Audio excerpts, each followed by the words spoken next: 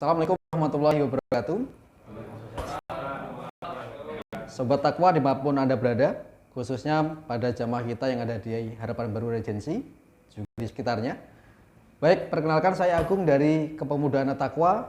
Saat ini kita ada pada momen yang spesial, ada di podcast Zona dan Takwa, yaitu adalah podcast Zona Dakwah Kepemudaan Takwa.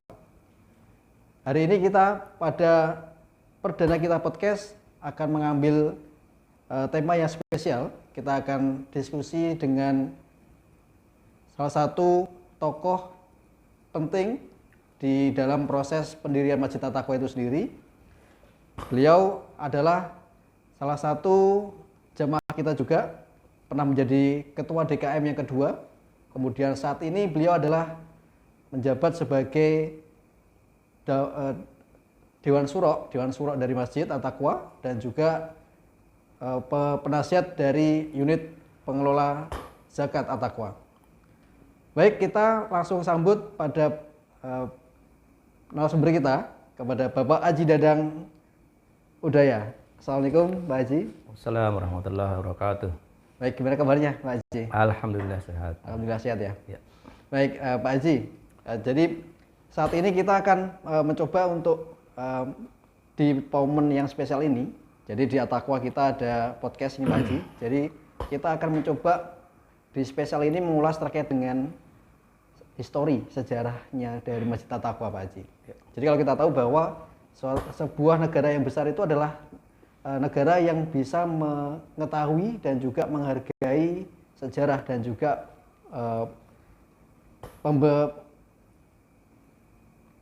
sejarah itu sendiri gitu Pak Haji ya.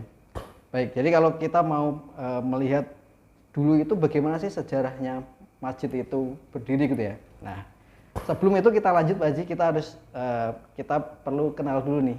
Mungkin sobat Takwa yang ada di rumah belum tahu nih Pak Haji itu siapa gitu ya, di mana tinggalnya, kemudian sehari-hari itu aktivitasnya seperti apa gitu Pak Haji. Mungkin bisa Pak Haji kenalkan dulu gitu Pak Haji. Iya. Pak Haji. Terima kasih. Bismillahirrahmanirrahim. Saya nama lengkapnya Dadang Udaya, lahirnya di Kuningan 57 tahun yang lalu. Tinggal di Regency pertama di Jalan Nusa Indah 4 Blok C5 nomor 299. Saat ini tinggal di Jalan Ajalia 1 nomor 15 Perumahan Harapan Baru Regency, Bekasi Barat. Oke Pak Haji, berarti dulu pernah tinggal di depan masjid kita dulu Pak Haji? Iya. Terus sekarang di Azalia itu Blok A ya? Iya. APR Blok A, baik. Kalau di keluarga, kalau dengar-dengar Pak Haji itu adalah satu dari 14 bersaudara, betul Pak Haji ya? Betul. Itu semua tinggal di Jakarta atau berbagai daerah saat ini Pak Haji? Saudara-saudara Bapak? Iya, kami 14 bersaudara, yang ada sekarang 9. Kami anak ke-11 dari 14 bersaudara. Saat ini sudah berkeluarga, istri 1, anak 6. Anak 6, aktivitas wirausaha. Oke, baik.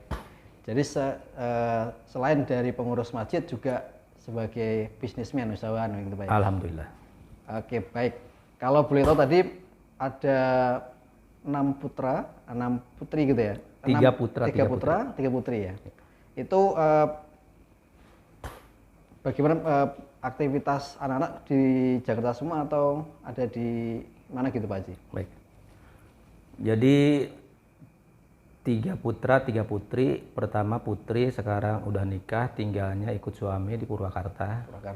Yang kedua namanya Abdullah Azam, tinggalnya di Kuningan, kebetulan megang kegiatan usaha yang kami kelola.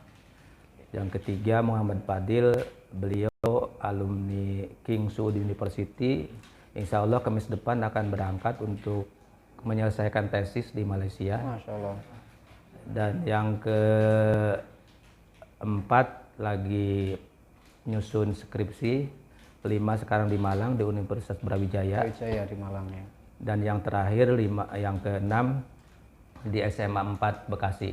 Tadinya sebelumnya pindahan dari pesantren Al Multajam. Multazam yang di Kuningan ya? Iya. Pak Haji? Masya Allah, baik. Tadi kalau Pak Haji sebutkan ada putra yang kedua ya, yang mengelola bisnis CK Mumtaz. Mumtaz. Itu kalau boleh kita disampaikan itu mengelola bisnis terkait dengan apa Pak Haji? Ya berkaitan mungkin lebih kepada industri ya. Kita produksi salah satu kebutuhan masyarakat aja.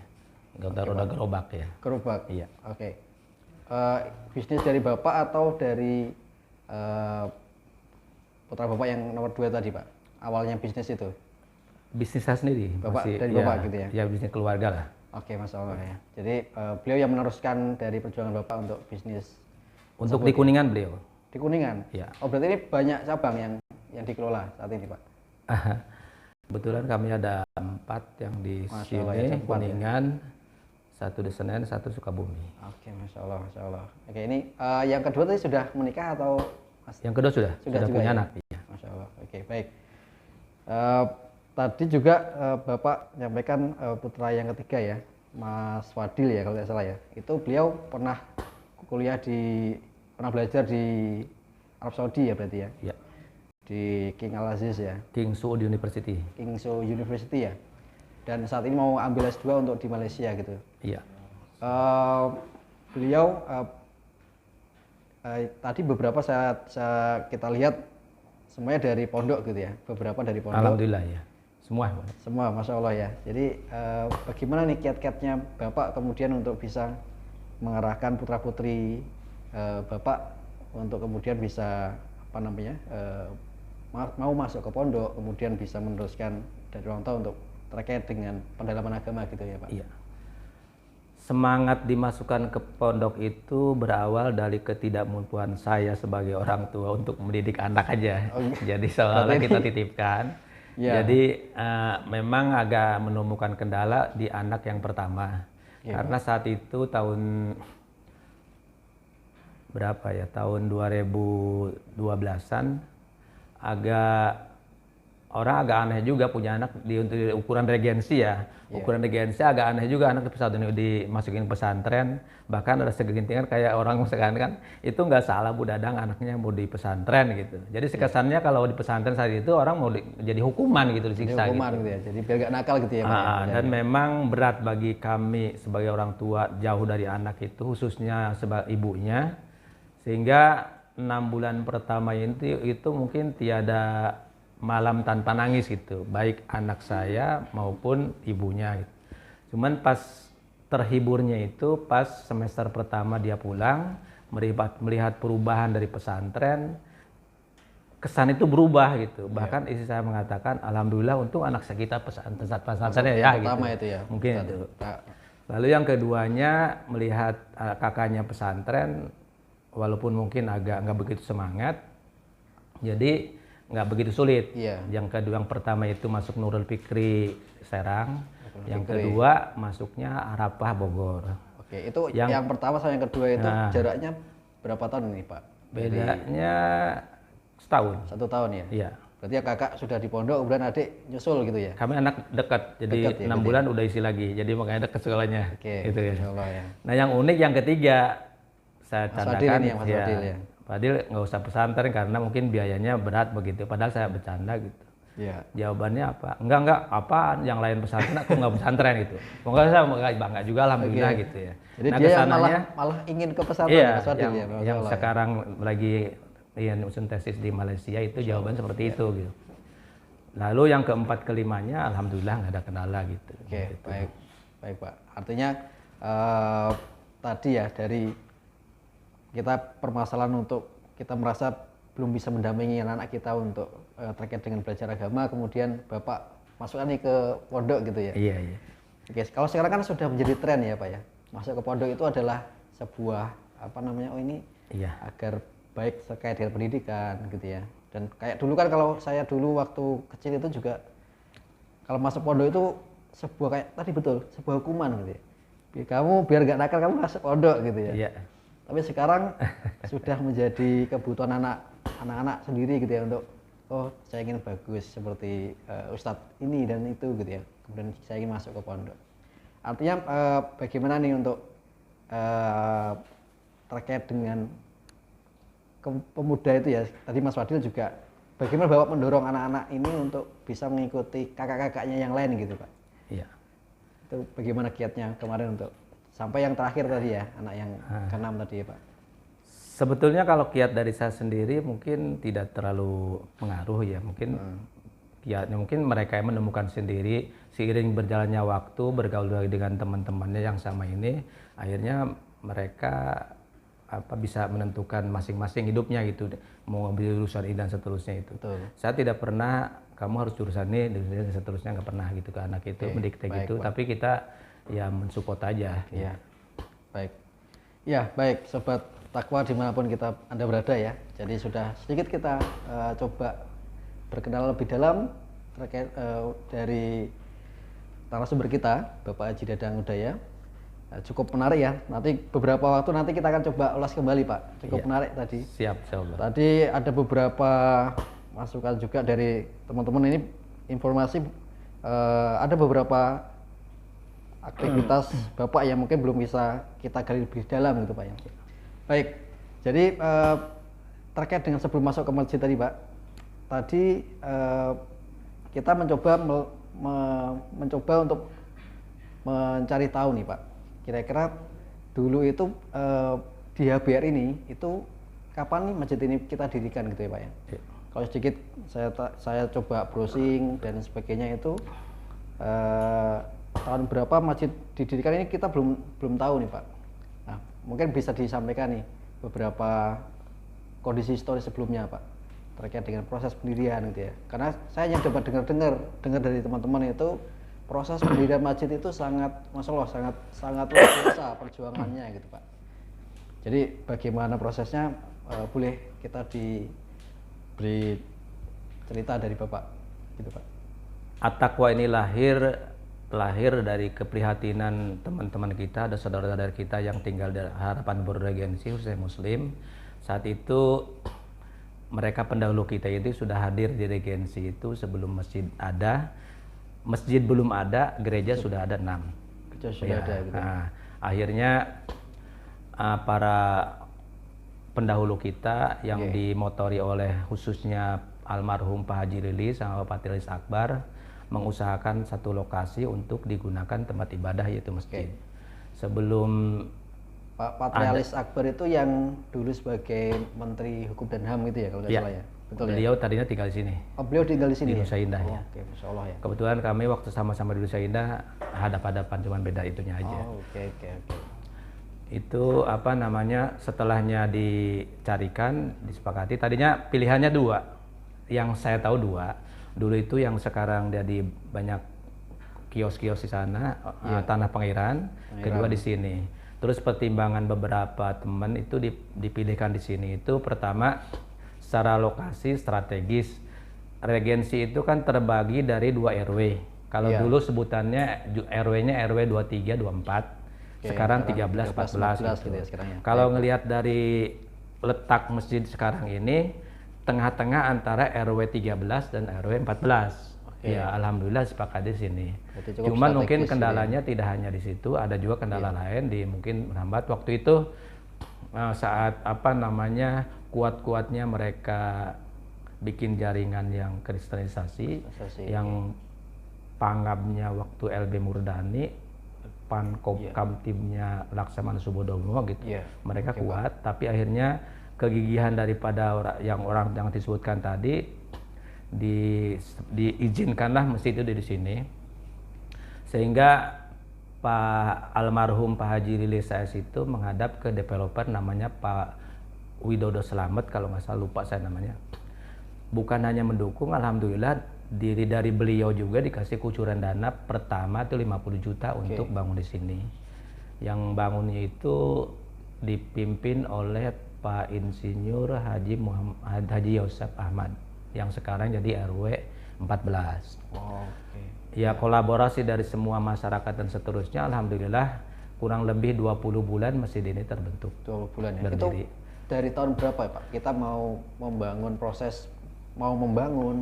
kemudian menginisiasi itu dari sejak tahun berapa itu Pak? Kalau ngelihat dari apa namanya, sejarah yang sepanjang saya tahu itu, kalau nggak salah masjid ini peletakan batu pertamanya itu 3 April 1994 dan ditertera di prasasti yang ditandatangani oleh Akbar Tanjung.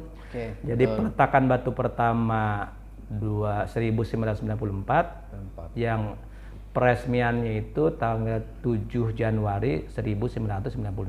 Berarti 2 tahun ya proses. Nggak sampai ya, 20 bulan. Jadi akhir 1995 itu masjid itu udah selesai. Cuman karena kesibukan beliau untuk peletakan untuk peresmiannya itu dilaksanakan peresmian itu 9 Januari 1994 dan kebetulan saya udah tinggal di sini gitu. Oke, Masya Allah ya dulu ya. Artinya kalau bisa kita bilang itu betul ya bahwa dulu itu Muslim di sini tuh masih minoritas gitu Pak ya. Sehingga kalau dengar-dengar kita untuk membangun masjid saja itu cukup sulit gitu ya kemarin kalau kita dengar-dengar gitu Pak. Apakah betul seperti itu kemarin saat 94 ya tadi ya? Secara statistik saya secara pribadi sih nggak tahu persisnya. Cuman waktu itu memang info dari teman-teman itu kita ini 55% non muslim, 45% muslim. Nah, kalau sekarang mungkin sudah 50-50 atau bahkan mungkin udah lebih ya. Jadi untuk kebalik lah mungkin udah kebalik gitu ya. Oke baik, artinya kalau tadi disampaikan bahwa ada beberapa tokoh yang sama-sama berjuang ya untuk mendirikan masjid ini gitu Pak. Ada Pak Haji Lili, beliau itu kalau nggak salah DKM pertama kita ya. Iya. Pak Haji Lili ya. Kemudian ada Pak Patrialis Akbar. Kemudian dengan Bapak dan sebagainya itu sebetulnya kalau kita boleh tahu dulu ini tuh lahan apa Pak di sebelum masjid ini berdiri gitu ya, sehingga kenapa kok kita cukup sulit gitu ya, padahal kan kalau kita tahu saat ini kan begitu ada perumahan pasti dekat dengan masjid gitu ya, dekat dengan musola dan sebagainya. Nah waktu itu gimana gitu Pak? Kalau dulu lahannya ini pasung. Pasung. Nah, cuman tingkat kesulitan seperti apa saya sendiri tidak tahu ya, cuman informasinya seperti itu. Oke Pak. Oke baik, jadi kalau kami dengar itu kan dari tadi diresmikan oleh Bapak Insinyur Akbar Tanjung ya 7 Januari 96 gitu ya Pak. Artinya apakah ada proses perlu kita mencoba untuk dukungan dari pemerintah sehingga kita kemudian bisa sampai goal untuk mendirikan masjid ini gitu Pak? Sepanjang pengetahuan saya kalau untuk lagi bangun itu kita tidak ada dukungan pemerintah. Artinya mungkin tidak ada atau mungkin kita juga memang tidak mengajukan. Tapi waktu itu karena semangatnya sama dari teman-teman atau saudara-saudara kita muslim di sini, ya itu alhamdulillah 20 bulan itu sudah selesai 20 gitu. bulan ya. Iya. Artinya swadaya masyarakat aja. Betul. Jadi kalau tadi sampaikan bahwa proses 20 bulan itu kan prosesnya cukup panjang ya, gitu Pak. Ya. Dari April kemudian sampai di bulan Januari 1996 gitu ya. Itu prosesnya lancar atau ada hambatan-hambatan yang terjadi gitu dalam proses peletakan batu pertama sampai kemudian berdirilah masjid ini gitu Pak? Persisnya saya nggak tahu, cuman tidak mendengar ada hambatan gitu. Kalau proses pembangunan ya, mungkin agak kesulitan itu waktu proses perizinan aja. Kalau proses dari mulai peletakan sampai selesainya itu kita juga disupport dari Pak Akbar Tanjung saat itu dia sebagai Menpora. Alhamdulillah nggak ada hambatan gitu. Oke, baik. Kalau ukuran 20 bulan pembangunan masjid menurut saya sih cepat juga. Cepat ya. Banyak masjid yang 5 tahun belum selesai sebetulnya. Iya kan? Betul, kita nggak ngecek juga. Minta sumbang itu nggak ngecek pinggir jalan seterusnya itu. Kita door to door aja. Ya itu karena semangat aja. Jadi dari mulai blok A sampai blok B itu swadaya berarti ya dari masyarakat itu ya. Iya. Ditambah kemarin tadi yang saya sebutkan sumbangan dari developer itu 50 juta itu. Oke, baik Bapak. Waktu itu berarti 94 itu Bapak masih berusia ini ya, apa namanya? Sudah berkeluarga waktu itu Bapak? 94 ya? 94 udah? Udah ya? Iya. Artinya masih jadi pemuda-pemuda di sini gitu Pak ya? Masih belum ini lah ya, masih 20 tahun, hampir 20 tahun yang lalu lebih lah ya Pak? Iya, kurang lebih 94 berarti 28 tahun yang lalu. 28 tahun yang lalu. Iya. Gitu. Artinya waktu itu Bapak dan para penggerak dari masjid itu sendiri itu kan kita bilang adalah pemuda-pemuda yang ada di sini gitu Pak ya. Iya. Artinya kalau dalam proses mendirikan proses masjid itu yang luar biasa seperti itu, bagaimana masukan Bapak untuk pemuda-pemuda seperti kami, kemudian di teman-teman juga yang ada di rumah untuk bagaimana sekarang untuk memakmurkan masjid gitu Pak ya. Iya. Artinya untuk membangun masjid itu saja sudah sulit loh dulu itu. Kemudian sekarang teman-teman harusnya bagaimana nih untuk mengisi memakmurkan masjid itu sendiri gitu Pak. Iya. Ya saya ulangi bahwa kalau proses pembangunan saya nggak ikut. Betul, karena ya. Kami hadir di sini itu sudah 2 bulan menjelang peresmian masjid ini. Jadi apa namanya sulit dan seterusnya itu tidak begitu merasakan karena hanya informasi aja.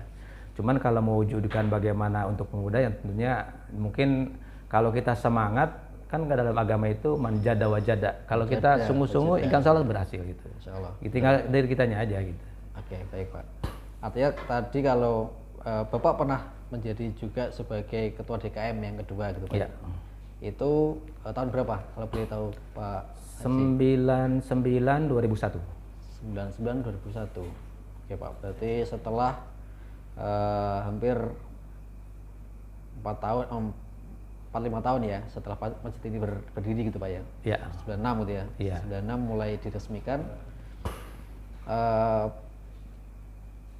Program-program yang atau hal-hal unik apa nih yang waktu Bapak menjabat kemudian saat proses hingga saat ini itu perkembangan masjid dari At-Taqwa gitu Pak. Dulu apakah sebesar ini atau gimana gitu Pak? Tidak, kalau dulu yang sekarang jadi induk aja, yang tengah induk itu. Yang ini ya. Oke, artinya ada hal-hal yang unik yang kira-kira bisa kita ambil hal yang menarik nggak dari proses dulu berdiri kemudian hingga periode ini misalnya gitu Pak? Mungkin yang unik gini, semangat beragamanya orang Regensi yang sekarang itu, yang dulu itu tidak seperti sekarang gitu ya. Yang dulu? Ya kalau dulu lebih semangat sekarang bukan. Atau dulu? Kalau dulu masjid nggak ada sholat subuh itu dilalui beberapa kali. Mengalami saking nggak ada sholatnya gitu ya. Nggak ada yang gak jadi ada jamaahnya gitu. Cikal bakalnya jamaah ini mungkin waktu itu saya, Pak Dirjo, Pak Nurdin Sapar, Pak Bambang Tugeno, Pak Haji Lili almarhum, terus ada beberapa itu. Cuman itu juga mungkin ya termasuk saya juga nggak sampai rutin banget sehingga beberapa kejadian memang di masjid nggak ada azan, nggak ada juga sholat berjamaah gitu. Masjid itu gelap karena ya qadarullah memang pada kesiangan gitu sholat gitu atau mungkin pas udah bangunnya sudah lewatnya masa-masa yang awal subuh itu sehingga kalau ke masjid juga kesiangan gitu. Dan itu dialami beberapa kali. Itu nggak ada azan itu karena tidak ada marbotnya atau memang belum ada jadwal untuk azan gitu Pak? Marbot itu dulu ada namanya Pak Rosid. Pak Rosid. Di sini kurang lebih ada 3 tahun, tapi beliau juga tidak harus sholat, tidak selalu di sini waktu itu, sehingga terus kalaupun ada, kalau nggak ada yang ke masjid kan sholat sendiri gitu. Oke, baik Pak. Ya, jadi cukup ini ya menarik tadi kalau sempat kita lihat kan masjid kita saat ini, masya Allah gitu ya Pak ya. Jadi jamaahnya dari zuhur, asar, maghrib, isya sampai subuh pun selalu jamaahnya minimal 2-3 saf gitu Pak. Masya Allah ya. Artinya bagaimana kemudian harapan dari Pak Dadang untuk melanjutkan ya, biasanya melanjutkan perjuangan yang sudah Bapak dan teman-teman pendahulu kita semua ya di masjid ini untuk melakukan syiar maupun melakukan aktivitas di masjid ini gitu Pak. Ya kalau bicara harapan, mungkin harapannya jauh lebih bagus dari yang dulu gitu ya. Tapi tidak dipungkiri juga memang sekarang jauh lebih bagus juga gitu. Tapi mungkin tinggal meningkat. Kalau dulu memang dulu juga ada remaja namanya Prisma. Berakhirnya kapan? Memang sebetulnya belum bubar, cuman karena generasinya udah dewasa, udah pada keluarga, punya kesibukan masing-masing, sehingga ya ada namanya, nggak ada juga orang-orangnya gitu. Yang sekarang kan kalau dulu yang Prisma itu yang sekarang udah pada punya anak juga. Ya alhamdulillah sekarang ada yang lainnya untuk meneruskan. Kemudaannya dulu ya Pak ya. Walaupun gue rubah nama, tapi semangatnya mungkin sama, misinya sama. Zamannya itu yang berbeda. Zaman yang berbeda itu yang menjadi lebih mungkin pengelolaan peremajaan dan seterusnya itu jauh lebih maju, lebih modern sekarang gitu. Kalau sekarang kan didukung dengan media dan seterusnya, kalau dulu nggak juga gitu. Oke Pak, artinya pada zamannya dulu juga ada kepemudaan gitu Pak ya? Tadi ada namanya Prisma. Prisma gitu. Iya. Prisma itu singkatan dari Perhimpunan Remaja Masjid At-Taqwa. Oke, ya saya pernah dengar itu. Kayaknya pas di tim kepemudaan kami juga supervisornya atau teman-teman ada dari Prisma juga dulu Pak. Artinya kalau kita bisa tadi ya sempat ada proses kemudian membangun, kemudian ada proses manajemen ya, memulai untuk mengelola sholat rawatibnya, kemudian menjadwalkan dan sebagainya itu kalau dulu Bapak ingat mulai awal kemudian ada jadwal sholat itu yang rutin itu sejak kapan gitu Pak untuk memulai sholat rawatibnya itu Pak?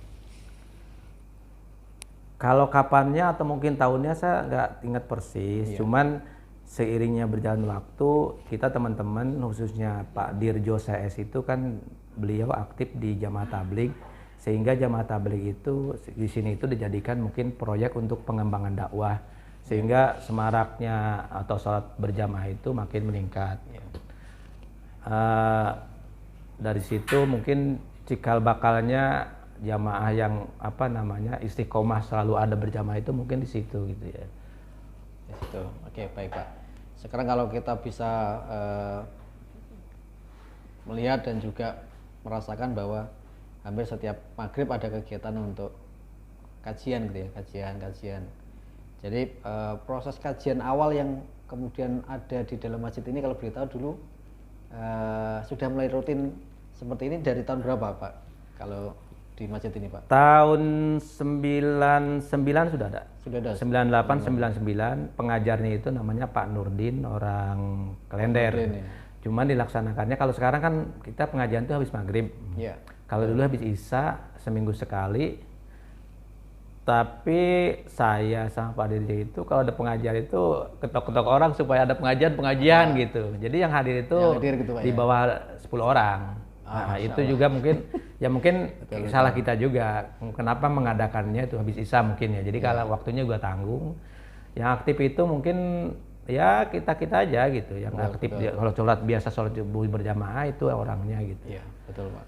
Artinya sekarang kegiatan kajian yang kita lakukan tidak hanya pada maghrib ya, kadang ada di pada subuh gitu ya. Awal bulan dulu pertama kali saya pernah ingat itu waktu ada ini Ustadz Miftah ya, pernah kita undang di sini waktu itu kalau nggak salah. Miftah Ustadz Miftah dari ini yang Salafi kalau nggak salah dulu pagi waktu itu. Iya, itu. Banyak banget itu pagi itu atau saya mau melintas itu sudah di blokade gitu ya, jalan nggak bisa lewat karena saking banyaknya jamaah yang mau ikut hadir di kajian gitu Pak ya. Oke, artinya proses perkembangan dari zaman awal dulu muncul kemudian saat ini sudah Masya Allah ya banyak perubahan, kemudian syiar dakwahnya juga semakin kuat di Masjid At-Taqwa ini gitu Pak ya. Jadi kita akan coba nanti kalau boleh diizinkan nanti kita bisa ngundang Mas Fadil mungkin ya untuk bisa nanti sharing juga dengan teman-teman di kepemudaan ini nanti ya untuk berbagi ilmu dan juga sharing terkait dengan beberapa hal terkait dengan pengalaman beliau di studi di Arab waktu itu, kemudian juga di aktivitas yang lain gitu mungkin Pak.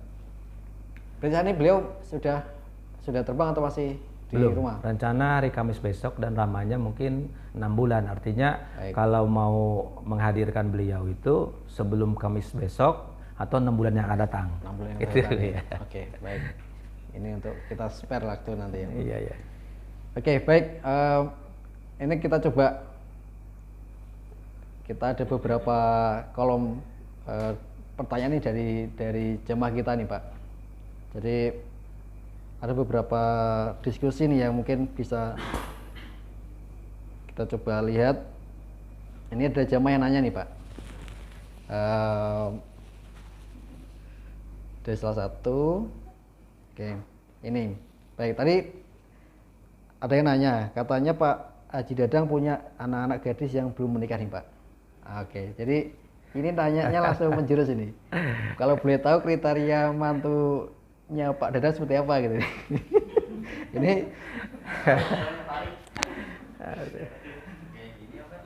coba, oke Pak. Kriteria sisi mana nih?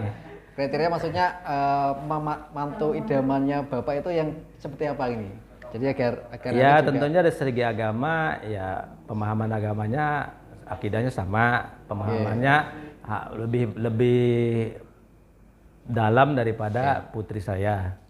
Secara akhlak mungkin ya kalau agamanya bagus, insya Allah akhlaknya bagus. Oke Pak, berarti pasti ada. Kalau bisa ekonominya juga mapan gitu, gitu kan.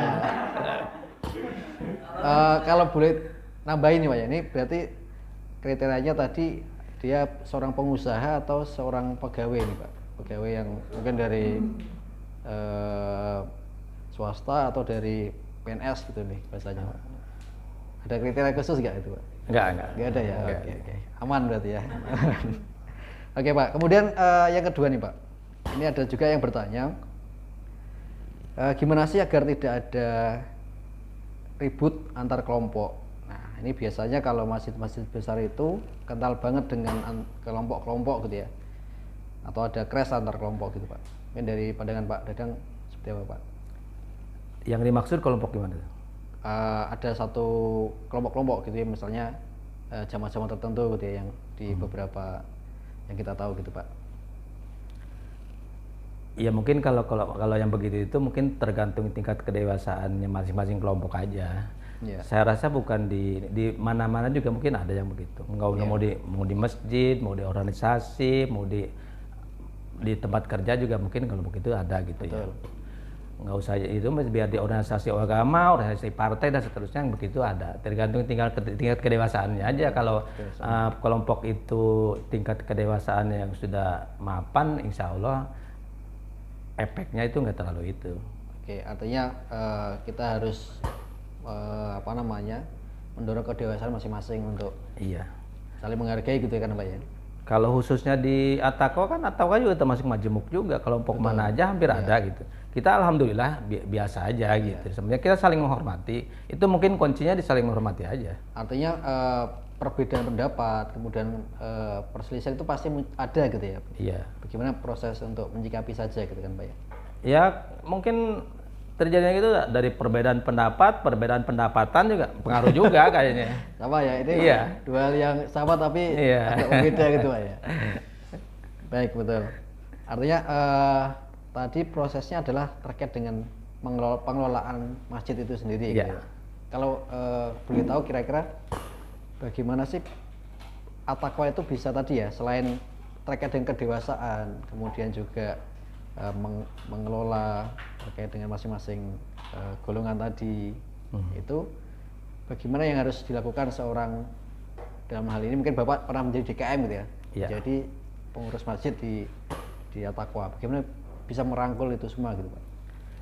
Kalau khususnya zaman saya itu kan yang diurusnya juga sedikit gitu ya, yang aktif di masjid itu sedikit, sehingga kita ada program dulu tiap habis maghrib itu program silaturahmi ke beberapa saudara kita, umpamanya malam ini ke sini, malam ini ke sini dan seterusnya gitu. Betul. Kalau di tempat lain kan orang silaturahmi masjid pengurus itu orangnya tuh minta sumbangan nih. Kalau kita enggak gitu, ya kan? Sehingga satu dulu istilah di organisasi itu, kalau kita pas datang ke sana itu enggak, bapaknya enggak ada, enggak, saya nggak minta sumbangan, silaturahmi aja gitu. Kalau di At-Taqwa dulu awal-awalnya At-Taqwa itu enggak gitu. Kita maunya malam ini ke tempat ini, silaturahmi aja dari bis maghrib, pas ada kita pulang. Kalau yang di silaturahminya bisa diajak ke masjid, alhamdulillah. Kalau enggak kita ya enggak ke lain waktu, dan kita doakan juga supaya Allah mengetuk hatinya untuk bisa aktif di masjid gitu. Yang dilakukan kami dulu begitu. Kita bikin kelompok kecil aja, khususnya saya sama Dirjo dulu.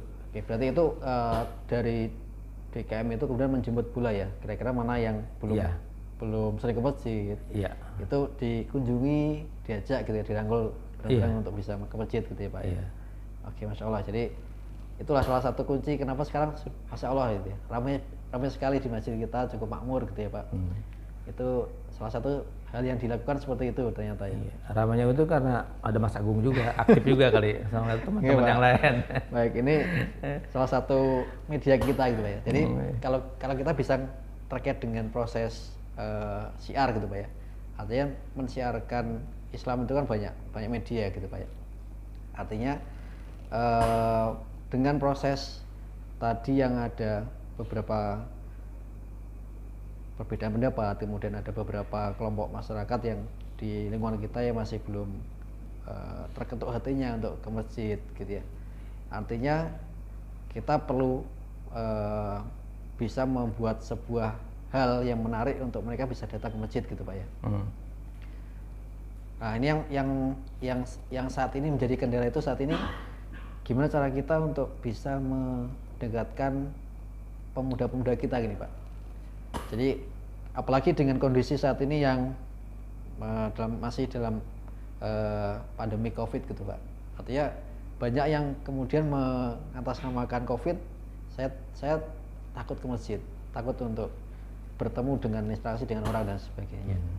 Kira-kira mungkin ada hal yang bisa kasih masukan nih untuk kami dari kepemudaan khususnya nih Pak.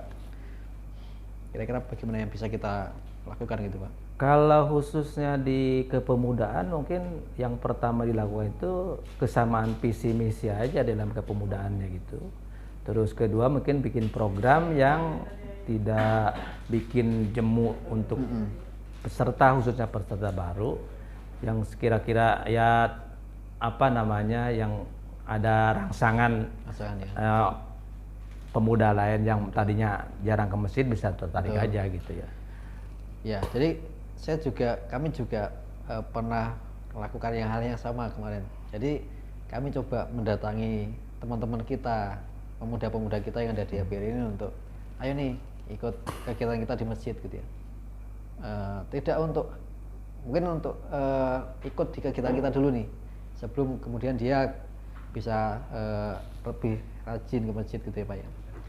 Artinya kadang problem yang kita hadapi adalah perspektif teman-teman ketika ke masjid itu pasti ya kajian gitu Pak ya, kajian kemudian harus ngaji dan sebagainya. Nah itu sih, itu mindset yang masih ada di teman-teman kita seperti itu nih Pak. Nah bagaimana nih cara kita mendobrak mindset yang seperti itu nih Pak?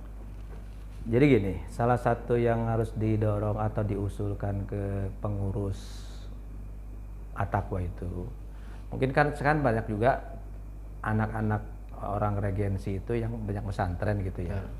Ini sebentar lagi kan bulan puasa, mungkin alangkah bagusnya kalau di bulan puasa itu kan dijadwal, khususnya imamnya itu kan dari imam-imam yang biasa tetap di sini. Kalau memang tetap dipakai, mungkin porsinya dikurangi untuk agar anak jamaah yang lain yang saat ini masih pesantren bisa mereka tampilkan gitu, bisa ditampilkan sehingga mereka ketika datang di kampungnya dihargai dia sebagai imam walaupun mungkin selama Ramadan cuma sekali. Jadi mungkin agak terngiang-ngiang dalam itunya sehingga timbul semangatnya untuk bagaimana memperbaiki diri, baik mungkin bacaannya, sikap dan seterusnya itu. Yang maaf dulu saya alami seperti itu gitu. Jadi saya waktu itu masih muda itu termasuk imam tetap di salah satu masjid di daerah Senen gitu. Memang dorongan semangat ini dari lain gitu. Mungkin pertama mungkin merasa diri ini diperlukan di masyarakat. Kedua untuk menambah hafalan juga tinggi juga gitu. Betul ya. Dan sampai sekarang waktu kesini juga saya mungkin termasuk awal-awalnya ada at-taqwa itu kan imam utamanya. Sehingga at-taqwa ini mengadakan sholat Idul Adha yang pertama itu imamnya itu saya pertama. Yang uniknya sholatnya salah. Pak. Waktu yang pertama biasa takbir 7 kali, yang rakaat keduanya kita nggak pakai takbir lagi, ya gitu kan. Karena nggak biasa, saya seumur hidup baru ngimamin sholat Idul Adha gitu ya. Iya betul. Sehingga pas setelah selesai itu saya dihampiri sama Pak Patrialis, tadi nggak pakai itu, iya Pak lupa, tapi nggak apa-apa katanya, itu sunnah gitu. Ya udah gitu, itu aja selesai gitu aja. Dan itu yang pertama jadi pertama imam Idul Adha di sini itu saya sebetulnya sih. Oke, baik. Ini belum ada yang tahu nih dari kita nih Pak, bahwa ada apa namanya sebagai imam masjid yang pertama di sini ya untuk Pak Dadang ya, Masya Allah ya. Baik Pak, jadi tadi menarik untuk yang apa namanya untuk terkait dengan bagaimana kita bisa mendorong anak-anak kita untuk ke masjid gitu ya. Salah satunya dengan tadi kita membuka ruang untuk anak-anak yang punya apa namanya dalam kapasitas lah, dia dari pondok atau dari perguruan tinggi yang dari Islam ya, untuk kemudian menjadi apa namanya menjadi imam ataupun menjadi untuk mengisi acara di sini gitu Pak.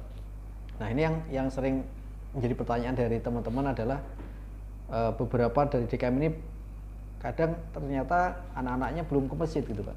Nah ini menjadi salah satu apa ya, mungkin pertanyaan juga untuk kita nih, bagaimana kemudian kita bisa mengajak para pengurus masjid ini juga agar bisa sama-sama untuk mensiarkan proses memakmurkan masjid itu juga dari internal kita sendiri gitu Pak ya. Ya mungkin langkah pertamanya mungkin para orang tuanya itu bagaimana cara apa namanya, yang penting hadir aja dulu, nggak usah bener sholatnya dulu nggak apa-apa, yang penting hadir gitu ya, hadir di masjid, bagaimana dia agar rasa cinta ke masjidnya itu meningkat gitu ya, dan seterusnya itu ya. Kalau mungkin diharapkan benar sholatnya, namanya anak balik apa mungkin 6-7 tahun gitu ya. Betul, Pak. Nanti kita mungkin arahkan sedikit-sedikit juga, kita juga nggak usah streng sama anak-anak di masjid gitu. Jangan sampai masjid itu sebagai tempat apa namanya yang menakutkan bagi mereka gitu ya. Kita raya aja gitu. Ya mungkin ada pun berisik sedikit dan seterusnya, kita wajar lah. Kita juga mungkin jangan dulu kita lebih bereksek daripada mereka gitu kan gitu. Makanya yang itu maklumin aja. Gitu. Baik Pak. Artinya masjid itu juga harus ramah dengan anak gitu ya. Ramah dengan anak agar ketika ada yang ya mungkin namanya anak-anak kan pengennya main gitu ya Pak ya. Iya. Pasti ada yang lari. Dunianya kalau ada anak yang teriak-teriak gitu kan Pak. Artinya kita dorong untuk bisa masuk dan dia nyaman di masjid gitu Pak ya. Baik Pak, kalau terkait dengan apa namanya harapan Bapak untuk teman-teman kita di kepemudaan nih Pak. Bapak juga sebagai salah satu dewan apa namanya suro di DKM gitu ya Pak ya. Harapannya ke depan kepada teman-teman di kepemudaan at-taqwa itu nanti harapannya seperti apa gitu Pak? Ya mengingat at-taqwa itu kan masa depannya itu di pundak kalian. Ya bagaimana harapannya itu mungkin ngatur apa, makanya menyusun strategi, menyamakan visi misi untuk apa namanya kemajuan at-taqwa aja. Karena kami orang tua kalau umur sih memang nggak bisa mengenal tua muda, cuma secara dohir gitu ya biasanya orang tua kan lebih duluan gitu ya. Makanya at-taqwa ini berada di pundak kalian gitu, bagaimana untuk mengelolanya, bagaimana at-taqwa itu jauh lebih bagus daripada 20 tahun yang lalu dan seterusnya itu. Kalau pengajian sekarang udah bagus juga. Di at-taqwa itu saya hitung pengajian seminggu itu 9 kali. Ya, mungkin di masjid lain gitu. Dan at-taqwa ini mungkin untuk saat ini kiblatnya jamaah Kota Harapan apa namanya? Kota Baru ya. Untuk bahkan di gaungnya at-taqwa itu di Bekasi Barat itu kedengeran gitu. Itu mungkin minimal dipertahankan, syukur-syukur kalau bisa ditingkatkan gitu. Di sana at-taqwa itu kan mungkin ada pengumpulan zakat, sosialnya juga bagus, terus ada koperasi dan seterusnya, jamaahnya juga mungkin cukup terdidik, betul. Terus pengisi pengajian juga ya berkualitas gitu. Ya, baik Pak. Jadi tadi ya beberapa harapan Bapak terkait dengan kepemudaan itu Pak ya. Jadi kalau kita ini boleh curhat nih Pak ya. Jadi kalau kadang kita ingin membuat sebuah hal yang baru, kemudian ingin menjadi apa namanya mendorong upaya kita untuk kemudian bisa mendekatkan teman-teman pemuda, kemudian juga anak-anak juga untuk ke masjid gitu ya Pak. Tapi seringkali kita kendalanya pada tadi UUD Pak, ujung-ujungnya duit gitu ya. Jadi kadang kita tidak punya budget, tidak punya biaya nih untuk kemudian melakukan kegiatan. Kemudian kita harus bagaimana nih Pak? Saran dari Bapak untuk kami ataupun untuk dari masjid ke depan, kira-kira dengan kendala seperti itu apa yang bisa kita lakukan gitu? Pertama mungkin untuk pemuda bikin semacam acara apa namanya latihan kepemimpinan. Oke. Terus kedua mungkin ada kegiatan-kegiatan seminar kecil-kecilan untuk pemuda. Ya kita adakan di sekitar Kota Baru aja atau mungkin Bekasi Barat. Apa namanya bikin aja semacam seminar peranan pemuda dalam menyongsong Islam ke depan dan seterusnya gitu. Kalau tadi masalah disinggung masalah dana, saya yakin kalau programnya jelas, acaranya jelas, hasilnya mungkin jelas, mungkin kami para orang tua juga mensupport mungkin kalau ya, Pak, ya. Tapi sepanjang sejarah At-Taqwa itu belum pernah At-Taqwa sampai ke lembagaan keuangan sebesar apapun pengeluaran gitu. Ya. Kalau kita hitung-hitung At-Taqwa itu pernah sampai pengeluaran itu kalau dihitung seperti Jumat Berkah dan seterusnya mungkin bisa 90 juta sebulan. Insyaallah. At-Taqwa. Tapi teratasi. Betul. Kita kisaran kalau saldo itu nggak pernah sampai jeblok di bawah. Iya. Tinggi juga nggak pernah At-Taqwa mungkin di atas 50 juta gitu. Saldo kas masjid ya. Artinya nggak juga gitu. Untuk kegiatan iya, masjid tapi ini, untuk kegiatan itu insya Allah teratasi aja. Kalau sepanjang hasil dari kerja kitanya kelihatan dirasakan di masyarakat, mungkin masyarakatnya mensupport aja, insya Allah gitu. Kalaupun mungkin enggak, kita kan ada Agnia yang kita bisa dekati, mungkin bagaimana cara pendekatannya itu. Mungkin kalau yang itu tinggal serahkan ke pengurus DKM. Yang penting kita ngajukan anggaran aja, Pak ini ada acara begini, anggaran begini gitu. Ya tentunya minta persetujuan juga menurut Bapak bagaimana gitu. Baik, Pak. Kalau nggak disetujukan dananya nggak keluar gitu kan. Artinya kita kalau ada kendala nanti boleh curhat ke Bapak lah ya nanti ya Pak. Ya nggak apa-apa. Nah. Baik Pak. Baik cukup menarik ya Pak Dadang, sobat Taqwa dimanapun teman-teman berada. Jadi banyak sebenarnya yang kita perlu gali lebih lanjut terkait dengan beliau secara personal, kemudian beberapa sejarah tadi yang sudah sempat kita ulas bersama Bapak Haji Dadang. Ternyata sangat banyak hal yang bisa kita tahu ya dari proses perjuangan untuk mendirikan masjid itu sendiri, kemudian proses mengelola dan seterusnya untuk memakmurkan gitu ya Pak ya. Baik, kita akan cukupkan untuk sesi ini Pak Dadang. Ya. Jadi mohon izin nanti kalau kita undang kembali boleh berkenan untuk hadir kembali gitu Pak ya. Insya Allah. Untuk sharing dengan teman-teman di kepemudaan dan juga sobat Taqwa dimanapun teman-teman berada gitu. Baik, dari kami itu yang bisa kita sampaikan ya diskusi kita hari ini. Semoga bermanfaat untuk kita semuanya. Billahi taufiq wal hidayah. Assalamualaikum warahmatullahi wabarakatuh. Sunadaan Taqwa. Ya, terima kasih.